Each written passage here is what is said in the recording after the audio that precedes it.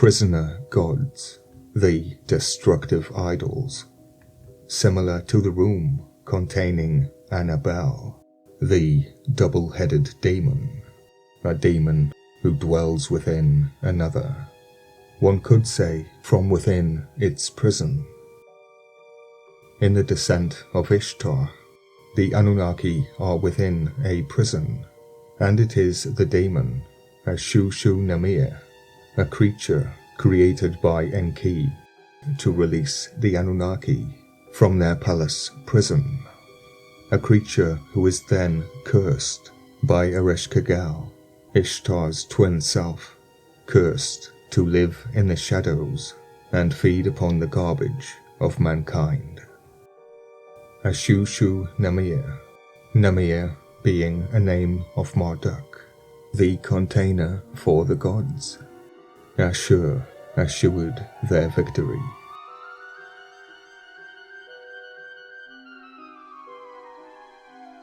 It was a tribute to the Assyrian belief in the greatness of Bel-Merodach that they ranked him immediately after Ashur in the pantheon. The Assyrian rulers were sufficiently political to award this place to Merodach, for they could not see that Babylonia, from which they drew their arts and sciences, as well as their religion's belief, and from which they benefited in many directions, must be worthily represented in the national religion. And just as the Romans, in conquering Greece and Egypt, adopted many of the deities of these more cultured and less powerful lands, thus seeking Azaru to bind the inhabitants of the conquered provinces more closely to themselves. This would be why Sin, Lord Zu, is Anunnaki yet not Anunnaki, and the reason Sin and Shamash were placed beyond the borders of Assyria. This may be no different from Babylonia. The Assyrian rulers believed that if they did incorporate Merodach into their hierarchy, he would become so Assyrian in his outlook, he would cease to be wholly Babylonian, and would doubtless work in favor of the stronger kingdom. In no other of the religions of antiquity, as in the Assyrian, was the idea so powerful that the god of a conquered or subject people should become a virtual prisoner in the land of the conquerors, or should at least be absorbed into the national worship. In Britain, after a plague, Cernunnos made his way into Britain, and 700 years later, the mighty Lu takes over the pantheon. In the same way, the worship of Marduk, Merodach, begins in 1400 BC. I should say Marduk becomes public in 1400 BC and is transferred to Assyria around 700 BC. Animo Domini reflects that which came before Christ. It is all smoke and mirrors.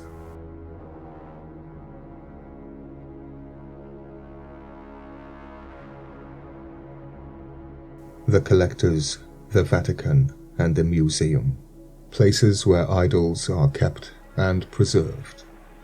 Idols that were broken to dispel the demon, and by doing so curse thyself, and the museums piece these things back together. Glorifying destruction. Some of the Assyrian monarchs went so far as to drag every petty idol they encountered on their conquest back to the great temple of Ashur. Ashur, the new container for the gods.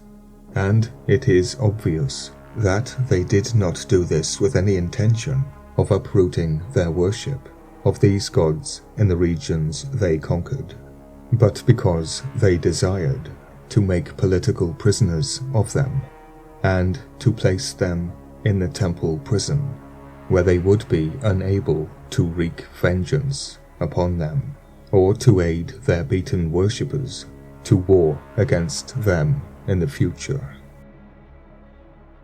It may be fitting at this point to emphasize how greatly the Assyrian people, as apart from their rulers, cherished the older beliefs of Babylonia.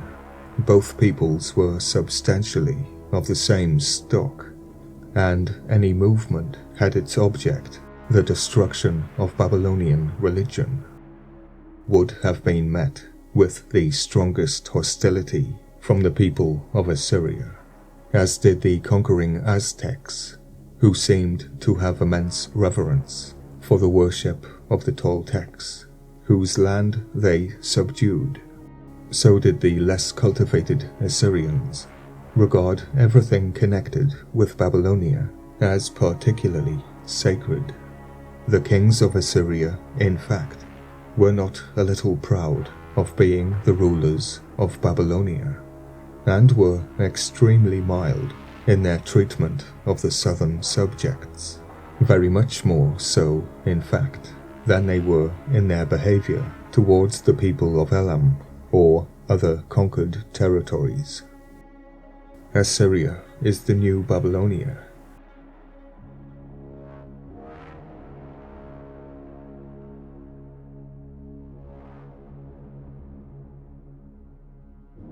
Assyria is the new Babylonia. Babylonian Assyrian is the new Greek and Egyptian. Roman is the new Greek and Egyptian, moving to Germany, France, then England. Like I said a long time ago, there is an overlap of culture, and now it's happening everywhere. We even find the Assyrian kings alluding to themselves as being nominated by the gods to rule over the land of Bel. The Assyrian monarchs strove hard not to disturb the ancient Babylonian cult, and Shalmaneser II, when he had conquered Babylonia, actually entered Merodach's temple and sacrificed to him. This is the illusion of change. It would seem that the Assyrian nobility released the Anunnaki from their palace prison and continue to worship and use them. You know this as Annabelle.